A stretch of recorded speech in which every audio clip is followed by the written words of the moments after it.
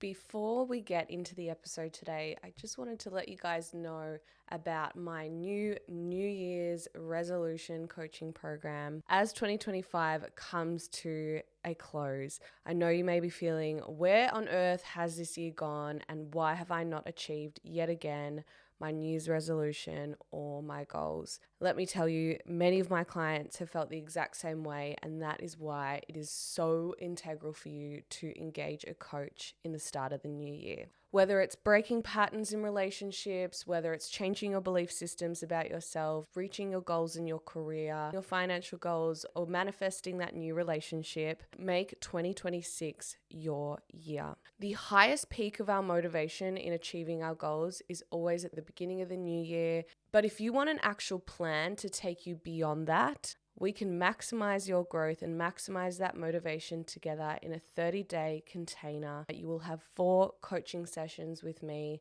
unlimited messaging and voice noting throughout that month. This offer is available now through December and will only run through January and February of 2026. Research shows that you are 80% more likely to achieve your goals when you engage a coach alongside your journey. So let's do it. Let's work together. Reach out to me on Instagram or email me at coaching@unlearnwithlouisa.com if you want to make 2026 your best year yet. Enjoy the episode.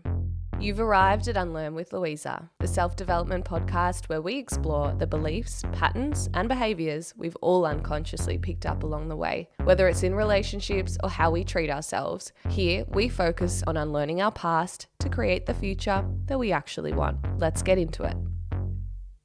Welcome back, Unlearners. Today's episode is a resource that I genuinely wish I'd had. Probably one of the most important resources you can listen to when it comes to navigating issues in your relationship. When we are in romantic relationship, we're often sold this narrative that romantic relationships are hard work. We see this narrative online and amongst friends and amongst family members where, well, relationships are hard work. It's hard to be in a relationship, and it's hard to understand where is the line with that. Like, where is the line with hard work and what is actually a relationship that you need to let go of? And honestly, I got trapped in that. In my last relationship, I thought, oh no, this is just hard work. Like, I'm constantly being told this is what's normal in a relationship. It's meant to be hard. It's meant to be challenging. There is some value in that, in the sense that you do have to work and develop a relationship in order for it to work long term. However, there is also a trap in that story where I genuinely believe if a relationship is constantly hard work, the relationship may not be right for you. And this is the type of episode I wished I'd had when I was questioning my last relationship, because there's things in a relationship that aren't hard work, that are actually signs of a deeper fundamental issue about whether or not that relationship is right or not. And I think often we're too afraid as coaches, as therapists, and as friends to call out behavior or to point into somebody else's relationship and make a judgment as to whether that behavior is right or wrong, because obviously everyone has different boundaries, needs, and desires when it comes to romantic relationship, and everyone has different threshold of what they're willing to accept. However, these 6 signs, I believe, are pretty universal signs that I've noticed in my clients, that I noticed in myself, that I've noticed in friends, that I've noticed in the community, that are starting to signal something to you about your relationship and where it's heading. Now, if you're in a relationship and you relate to these 6 signs and you want to stay in your romantic relationship, like it feels so fearful and overwhelming at the thought of leaving, let me tell you first up, this is not the episode where I'm telling you to leave your relationship if you are not ready. If you are meant to leave your relationship, you will become ready. There will be a time, and maybe this episode will help you connect to that. If you are unsure currently, just listen to this episode with an open mind. Listen to how it sits in your body. Listen to how it digests in your mind. Just be conscious and curious about how this information lands for you. If you start to really relate to this episode and you want to turn your relationship around, you can absolutely do that. There's 100% opportunity for you to go, okay, I see where my relationship is going. This is great awareness. I'm now going to go and do the work to make sure that doesn't happen. And if, down the track you do that work and it doesn't work out, well, it's all been well and good. It's all been a part of your journey in order to be ready to either go, or you're able to do that work and the relationship is able to develop and grow and you guys are able to make things work. Perfect. Whatever happens for you with this episode, please do not be afraid. Please do not feel pressure. If you are experiencing these things and you don't want to leave, you don't have to leave. I'm not by any means telling you what to do in your relationship, but just be curious to what comes up for you in this episode. On the other side of this, you are going to feel so much more clear about what it is you need and want in order for you to make your relationship either work or for you to be empowered to leave and make a decision that's right for you. Happy listening.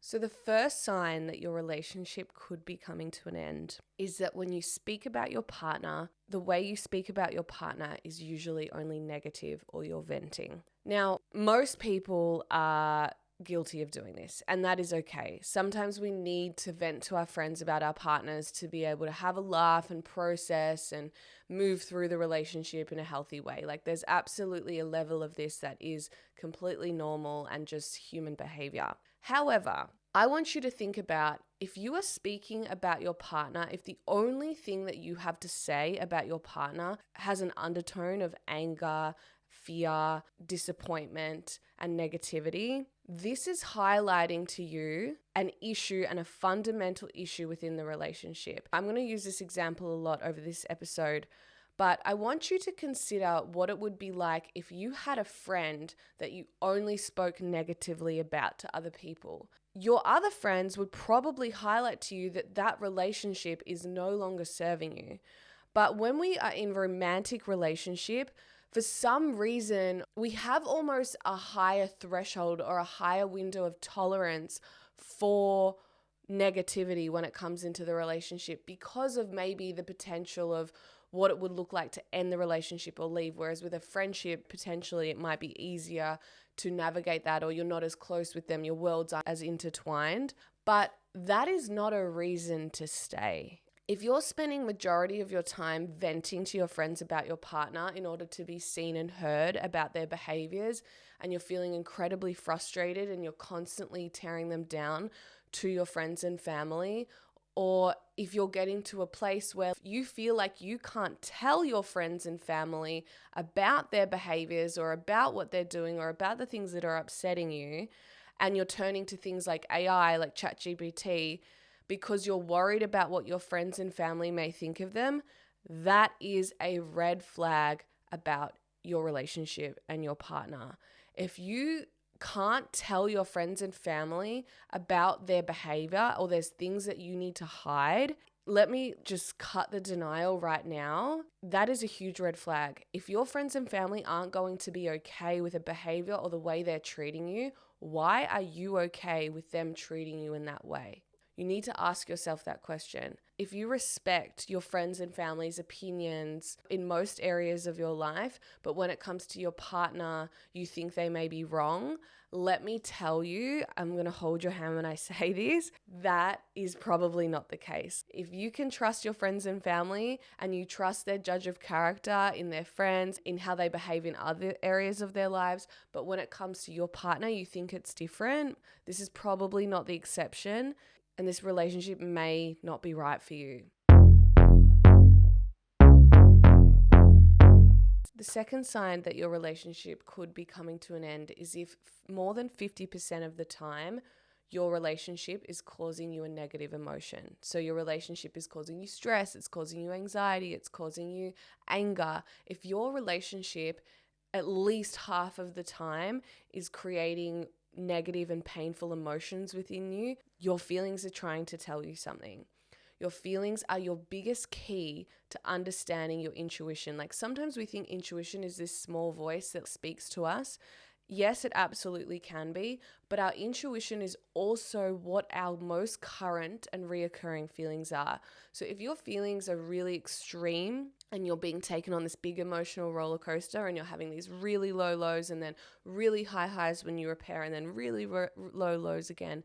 Like, you are on a roller coaster and a cycle of unhealthy relating. We can be really delusional when we come back into those high highs. And like, I say this with no judgment, because I have 100% gone through this cycle so many times in my relationships, and it's only after that repeating and being taken out of it can I see that cycle clearly. Because when you're taken back up into those high highs and you're repairing the conflict and you're feeling connected again and you're feeling euphoric, and you go global in those moments as well, you're going, yep, like, this is amazing, this is perfect, we're never going to have an issue again. And then you go back down into that really traumatic, painful place. A healthy relationship is not supposed to be like that. A healthy relationship is meant to be in the middle. You might have a little bit of conflict, then you repair, and then you come back to that stable baseline. But mainly you're at this stable baseline. You don't get those extremely high highs 100%, which is why people often go back to toxic love. But you know, when you have those little obstacles in the road, you go, oh, and we're back on path. If something in your life, let's say you were eating a food that 50% of the time you felt sick and that made you vomit, or that made you not be able to go to work the next day, you're not going to eat that food anymore. But when we're in a romantic relationship, again, we've got this like large window of tolerance where we're trying to omit the past, and we're just trying to ignore and push down the times where we're feeling not good, because we're trying to remember that 50% where we are feeling good. A romantic relationship is meant to be your home. It's meant to be your safe place. It's meant to make your nervous system relax and feel calm and feel warm. When you come home to your partner, you should be feeling connected, in love, safe, empowered. The relationship should be your stable baseline for you to go out and experience the world and experience things and be that supportive home base. If your relationship 50% of the time is the thing that's causing you stress and anxiety, it is going to take you away from your personal independence. It is going to take you away from your life, because it's going to be completely enveloping your psyche. Because when you're at work, you're thinking about how your partner's going to respond to things. When you're with your friends, you're worried and you're fighting with your partner 50% of the time. If 50% of your life or your relationship is causing you pain and suffering, that means half of your life is taken by your relationship in a negative way. We don't know how much time we have on this planet. Like, you deserve more than that. Let me be here to tell you that you deserve more than that for your life, and you should want more for yourself in your life. And I think, yes, 100%, like, you guys can work on that to develop that and look at what the fundamental issues are. But depending on how you respond to the rest of these signs will tell you about whether you can turn that 50% around or not. The third sign that your relationship could be coming to an end is when you think about leaving your partner, the thing that motivates you to stay is the logistics of the breakup rather than losing them. Now, this question requires a lot of honesty. You need to think about, when I go global, when I question the romantic relationship, when I question this relationship, what is drawing me back to the relationship? Is it because I can't be bothered with the inconvenience of dealing with leaving the house, dealing with the emotional burden, dealing with what would happen next in my life? Or is it because I genuinely love my partner and I genuinely value them and I genuinely want them in my life? Ask yourself that question. And a follow-up question to that is, if all obstacles were removed, so let's pretend you are fully financially secure, you are offered an apartment tomorrow, like someone gifts you an apartment that's fully set up. If all obstacles were removed, would you be in this relationship? If all obstacles were removed, if you were given $5 million tomorrow, would you volunteer to spend the rest of your life with your partner? The answer to that question is going to show you how you truly feel about them. Because often we can stay stuck in relationships because it's easier to stay in the reality that we know than get out of our comfort zone and create a new reality that we don't know yet. If I was to tell you that on the other side of a month of navigating the logistics, that you would be the happiest version you could ever be and you were going to have the most amazing life, what would you choose to do? Often we are so afraid of making the decision to leave because we're afraid of that first month. All we can see is the pain of that first month of navigating the breakup, navigating losing them, navigating the emotional entanglement of losing the partner. But we don't think about where we will be beyond that. We don't see that on the other side of that pain is potentially a life that we want even more than the life we have today. The fourth sign that your relationship could be coming to an end is that anger and resentment builds up rather than being released in conflict. Every time you have an issue with your partner, you're feeling angry and an injustice for every single other time you've had conflict with your partner. What I mean by that is that the same issue is not getting resolved. This indicator of feeling that injustice every single time and feeling that anger from the past coming into the present moment, this is highlighting a fundamental issue that you are arguing and having the same conflict over and over and over again, but in a different form. Figure out what your conflict is really about, because the thing is, when you're in the moment, you're thinking it's about the dishwasher, that it's about the fact that they didn't support you when you were upset with something, or that they didn't hold space for you, whatever the issue is. Let's say it's you're having an issue with that they don't unpack the dishwasher and you feel so frustrated about the dishwasher. You're so angry. And it's because this is highlighting that underneath, that every time you tell your partner what you need, they don't hear you or see you. They don't acknowledge you, or they don't respect your feedback. The fundamental issue is the problem. So you want to understand that if a lot of emotion is coming up every time your partner did something wrong by you, you want to ask yourself, what is the fundamental issue in this argument? What am I really upset about? And then understanding, is this same issue repeating itself over and over again? Are we having the same fight? And if you are having that same fundamental issue over and over again, and you've tried multiple times to resolve that same issue and it's just not resolving, that is somebody showing you that they don't actually have capacity to meet your needs. If you have implemented multiple times and you've given them that feedback over and over again, for me, I've had this issue before where how I'm spoken to during conflict is a really sensitive topic for me. So if a partner gets nasty or raises their voice or becomes aggressive, that's a really huge trigger for me, and it's a bottom line. That's not okay for me. And I understand that sometimes, people get caught up in the heat of the moment and they can react in a way that's they're not proud of. I've done it, everyone does that, okay? That's okay. But if I've given you that feedback that that's not okay for me, and you continue to do that every time there is an issue in the relationship, then I have to see that as a sign that this person does not have capacity to meet my need. And then it becomes on me to stick by my boundary. It becomes on me to take care of myself and the fact that this is making me upset and that this is my trigger. So you've got to explore what is your trigger? What is the fundamental issue that's going on underneath the relationship, underneath these conflicts that you guys are having? And does this person have capacity? Am I going to the butcher for bread here?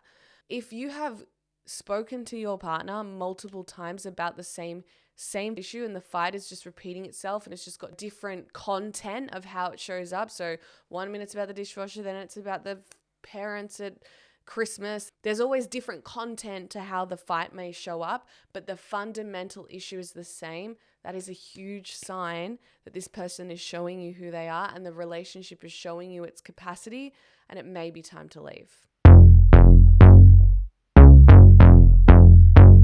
The fifth sign that your relationship could be coming to an end is your body is telling you a different story to your mind. And what I mean by that is that when you are around your partner, your body feels unsettled, your body feels anxious, your body feels anger. Your nervous system is telling you a different story to your mind. And this can show up in gut issues, a lack of desire in intimacy, increased acne, increased pain in the body. Now, all of my clients, literally all of my clients, including myself, when they've left a relationship, they will always tell me my body knew before my mind did. My body was telling me well and truly before my mind was. And that is because our mind wants to rationalize and suppress and make things work because, again, we don't want to deal with the inconvenience of the breakup or for a number of reasons, or your mind might still have hope. But I want you to think about, if my body could speak, ignore your mind, pretend your mind is switched off. What would my body tell me? If my body could tell me something about this relationship, what would it say? So when you're around that person, I want you to listen and to observe how your body responds. Do you feel like you can just exhale and you feel safe around them? Or are you nervous and on edge? And do you feel tense? Do you feel tense in your shoulders?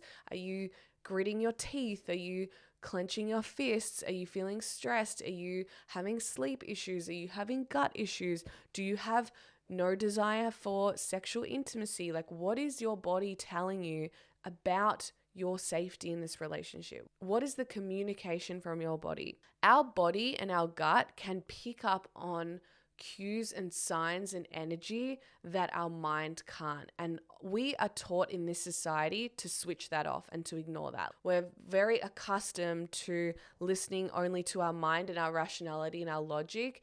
And when it comes to relating and the emotional health of a relationship or the emotional health of you, you want to start to develop a language and a dialogue between you and your body in order to really understand and to be able to trust yourself with what you need and want. Because emotions and relating with people, it isn't driven in logic. Like, that is not how we create successful relationships, especially as women. Like, our biggest superpower is our emotional world, and we can use that as a huge benefit and as an asset in our daily life. So it's really important for you to ask yourself, what is my body telling me about this relationship? What is my body trying to tell me about how I genuinely feel? And once I figure that out, if it is that, I don't feel safe, why don't I feel safe? What are the things that are making me feel unsafe about my partner? Is it because of my past traumas and my past experiences and it's my stuff, which I need to work through myself? Or is it because of what's going on in this relationship? The secret language of the body is just so powerful because your body doesn't feel what it feels for no reason. Like, if your body is feeling scared and feeling anxious and shutting down in certain ways around somebody, it's not an accident. Our mind can make the wrong judgment about people. Our mind can create fearful stories that aren't true. Like, our mind can make things up that aren't necessarily reality. Not that we ever will really know what objective reality is. Like, everyone's experiencing a different version of objective reality. But your body cannot make things up. Like, your body is a filter and a compass to your truth. And you want to start listening to that. The sixth and final sign that your relationship may be coming to an end is that in order to be seen and heard by your partner, you guys have to have a breakdown and a conflict in order to be heard. Now, this cycle, I sort of touched on it a bit earlier. If you're not being seen and heard by your partner and you have to go through that cycle of up and down and conflict and arguing and anger and frustration towards each other, and it gets quite messy, and once it's all wrapped up and you guys repair, then you're seen and heard by your partner. If you have to go through a cycle like that for the rest of your life in order to be seen and heard and for feedback to be implemented by your partner, if when you go to your partner with feedback and a need and a want and a desire and they blow up and they get defensive and they attack you and they attack your character and it becomes this huge elevated issue, you've got to ask yourself, am I happy to do this for the rest of my life? What is that telling myself? What am I telling myself by staying in a relationship where when I share my needs and wants, it gets incredibly messy and It almost reaffirms that I can't come here, that I'm not safe to be seen, that I'm not safe to speak my truth. This is the biggest fundamental issue, I believe, when it comes to romantic love. In order for romantic love to be successful, you need to be able to give feedback, implement the feedback, discuss it, and move through it, and have a healthy comeback rate around that feedback. It is completely human nature. There's always going to be issues. To make a relationship work long term, we are going to disappoint each other. We're human. We're going to fall short. We're going to say the wrong thing. We're going to need to be directed by the partner in order to be loved. We've all got different experiences in life. We've all been through different things along our journeys. We've had different relationships. Other partners may need and want different things. We've got different attachment. We've got different childhoods. It is normal for there to be discrepancies in how we treat each other. And we need a safe home base and a safe cocoon to be able to go, hey, I didn't like that. Or, hey, next time, could you do this differently? If you are communicating those needs and wants to your partner, and every single time, or 90% of the time, or even more than 50% of the time, it turns into a huge issue and a blow up, and it becomes about you, or it becomes about something else, and they deflect responsibility, and it becomes this big problem. I really want to say to you that it doesn't have to be like that. It does not have to be like that. And I think that is, again, that trap of, oh, well, it has to be hard work. Relationships are hard work. That is not hard work. That is unsafe. That is not okay. Would you accept a friend treating you that way? Would you accept a family member treating you that way? No, you would have boundaries in place. You would walk away from those relationships, because a relationship that you can't develop and that you cannot grow. And sometimes it can give you this illusion that, like, when you have those moments of repair and, okay, like, I'm going to implement what you've now said and done in those high moments and in those moments where you do repair.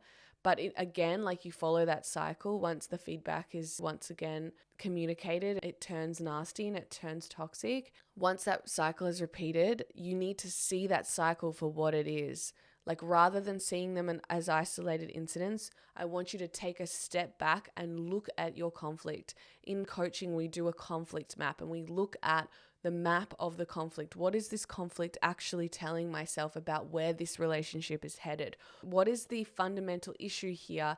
And what is that telling me about this relationship? Often we get so trapped and we're so afraid to be single, but we don't actually see that the relationship is causing us more pain by being in it than if we were to be single.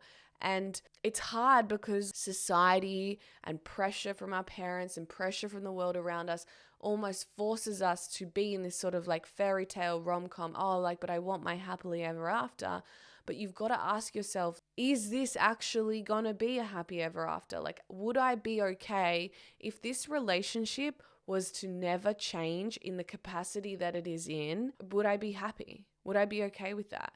And if the answer is no, if you have these stories that, oh, well, once he does the work, or once they do this, or once they do that, what if that was to never happen? Like, what if that was to never happen? What would that tell you about the relationship? Would you be happy to stay here? What would you tell your best friend if they were going through conflict or relationships like this? We have so much love and energy to give our friends, and we can see things so clearly when it's someone else. But when we're in it ourselves, we get confused and we settle for a lot less than what we deserve. And on that, I think when it comes to relationships, we can be in relationship with people because we are deeply in love with them and because it's aligned with our higher self. And we can also choose our partners from a place of repeating a cycle and of repeating a pattern from childhood and repeating attachment wounds and attracting the opposite attachment style to us, because that is what we're called to heal. And so you can look at this relationship as an opportunity and a vehicle to heal that. If you've related to most of those signs and you're feeling really stressed right now, let me just say it is okay. You do not have to do anything right now. If you feel called to, I am here for coaching. If you are confused about what to do next after you've gained this information and you want some extra support and help, I am here. Please reach out to me through Instagram or my email, coaching@unlearnwithlouisa.com. You can message me through any socials or my email, or please reach out to a close friend or reach out to any resources, or if you already have a therapist, reach out to the support that you have around you and say, hey, I listened to this episode. I realized something about my relationship. I don't know what to do. Can I just say, when I left my relationship, there was a period of time where I went, okay, I know this relationship isn't right for me anymore, but I'm not ready to leave yet. And that's okay. And I just had that awareness that one day I will become ready. Today is not that day. And eventually that day came. And let me just say to you, when I left that relationship, I had doubt. I had fear. I was so scared that I would regret it, but I just kept putting one foot in front of the other. And eventually my life just transformed, and I could tell by my body that I had made the right decision.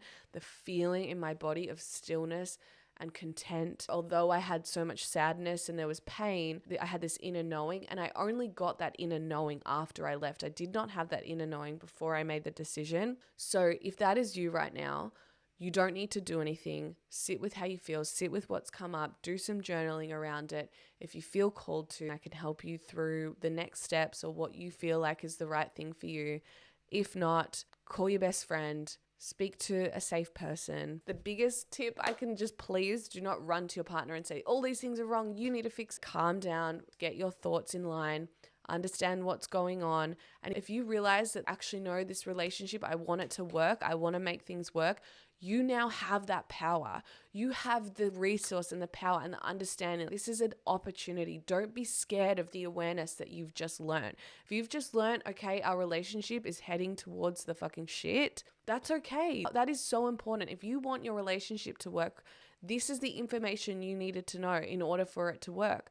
So you are empowered to go and do some work on your relationship, whether that's in relationship therapy, whether it's in relationship coaching, whether it's just for you to do some work on yourself or for your partner or whatever. You are now empowered with this information that you have to do what is right for you. And guess what? If you work so hard in your relationship, I have seen it so many times in coaching. People turn their relationships around all the time. You know what? If it doesn't, they give it 100% in turning their relationship around. And then if that doesn't work, they know that they have done everything to make their relationship work.